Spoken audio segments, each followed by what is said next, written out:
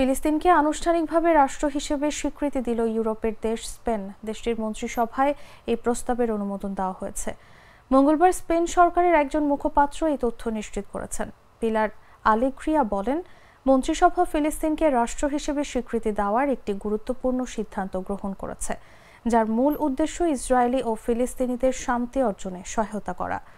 এর আগে 22 মে Norway, Ireland ও Spain ফিলিস্তিনকে রাষ্ট্র হিসেবে স্বীকৃতি দেওয়া হবে বলে জানায়।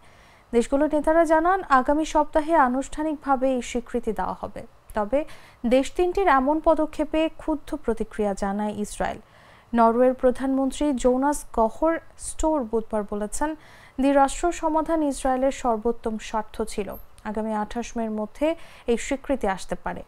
নরওয়ের ঘোষণার পরপরই আয়ারল্যান্ডের প্রধানমন্ত্রী সাইমন হ্যারিস বলেন, তার দেশও ফিলিস্তিনকে একটি রাষ্ট্র হিসেবে স্বীকৃতি দেবে। সেদিন স্পেনের প্রধানমন্ত্রী পেদ্রো সানচেজ বলেছিলেন, দেশটির মন্ত্রী পরিষদ 28 মে ফিলিস্তিন রাষ্ট্রকে স্বীকৃতি দিবে।